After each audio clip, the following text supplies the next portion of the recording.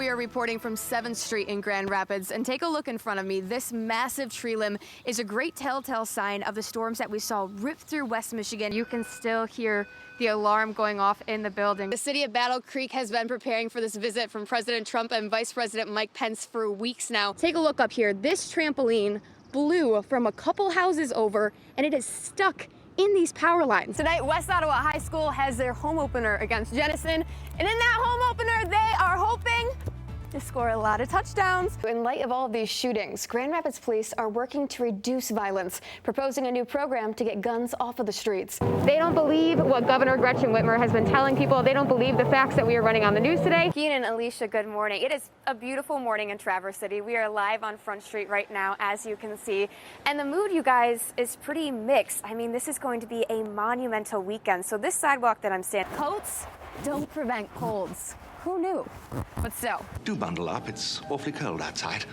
I'm Sarah Grimmer for Fox 17 News. Where business after business, all of them are completely smashed in. Right now, you're taking a look inside of family and pediatric eye care. Take a look at that, you guys. Not only is this business completely smashed in, but if you scan up and you look at the walls, all of the glasses have been taken from the walls. We are out here live with the Greenville Yellow Jackets. They are coming for the Food Fight Friday trophy. There is a wide agreement that schools had to be closed to protect public health. Now, what there is not an agreement on is what to do when the COVID-19 crisis is over. And it's time. We're live right now from Monroe Center in Ottawa, and what we are seeing right now is the beginning of the cleanup. Saturday night, fear and destruction took over downtown Grand Rapids, smashing pretty much every single storefront on Monroe Center. But it is now 6:30 a.m., not 3 hours after these riots ended, and we are already seeing the cleanup. All of these people, some of them business owners, and some of them out here by the goodness of their heart, just because they love Grand Rapids and they know this is not our city.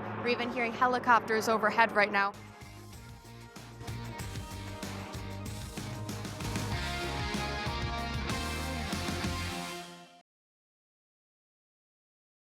The familiar hustle and bustle of traffic, now replaced with this. Hi. Hello. Hi. Wave. Hi, everybody. Pete, what have you been doing to self-quarantine in New York? No toilet paper. Got the longest 4 cans of SpaghettiOs. Everyone's been texting us like, are you guys okay? In the thick of the COVID-19 pandemic, people across the world are ordered by their government to stay home. Simply stay home. It's a restriction on physical FaceTime, but the FaceTime app, as well as Zoom, Skype, and others, are seeing a massive spike in calls. It's kind of been a cultural 180. It's just more fun. People's facial expressions, and you feel like you're seeing more. I think it's just more intimate. More intimate and a mental health boost. A study led by researchers at Oregon Health and Science University found that FaceTime and Skype significantly lowers the probability of depression, specifically in those over 60. Well, I think it makes you feel less isolated. Separate, together. I'm more professional than she is because I actually put pants on today. Dad put little notes in it. Look at this fort. Whoa, look at the fort they made. During this shutdown, there will be new life. There will be birthdays. There will be holidays. People may not be able to be there physically, but humanity is proving that this virus will not stop us from being there at all.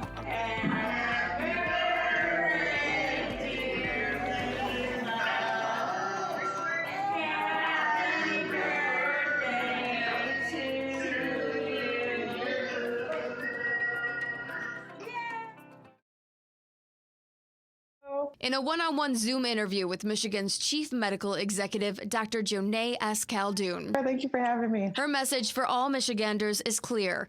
Wear a mask and vaccinate. Here's why. We don't have very much in the toolbox when it comes to fighting COVID-19. You know this, there's no vaccine, there's no antiviral. So it's the social distancing, prevention of spread that we really have to do. Here's a graphic from the Michigan Department of Health and Human Services that shows how masks work.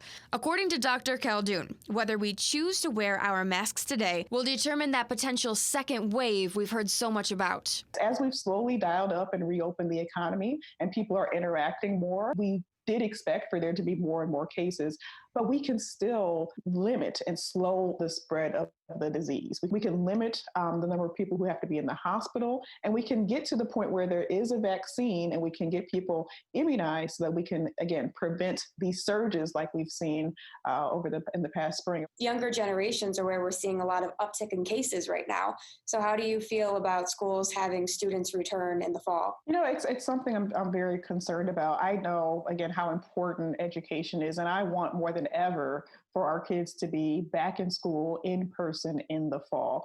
But we have to do it safely. And that's why, to be honest, the things we do right now and over the next 8 weeks so that the spread of the disease is as slow and limited as possible, that's how we're going to be able to get our kids and our college students back in school in the fall. No matter where students are learning, Dr. KHALDUN says there is one thing your child and yourself will need this year. When the flu shot is available, to please get your flu shot as well. We know that there will be both flu and COVID circulating in our communities in the fall. And it's going to be so important that everyone 6 months and older who's able to get the flu vaccine gets it. That will contribute to overwhelming our hospitals as well if we have people who are in the hospital because of flu and COVID. Even if you still get the flu, Dr. KHALDUN says the vaccine keeps the virus from being as severe as it could be. And speaking of vaccines, I asked Dr. KHALDUN her thoughts on a potential coronavirus one. I certainly hope we get a vaccine as quickly as possible. I don't expect it before, at the earliest late fall.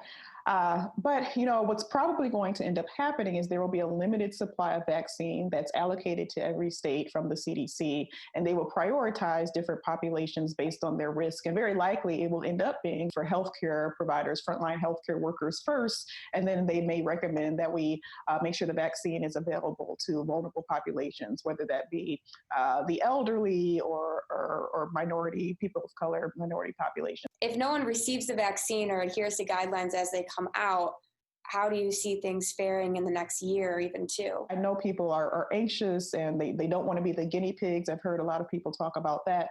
And I understand there is a valid, sometimes mistrust of the medical community. Our country has a history of experimenting on some folks. And I understand why there's some anxiety and mistrust, but we have to, I think, get beyond that and make sure, of course, as long as the vaccine is safe, that people are getting access to it.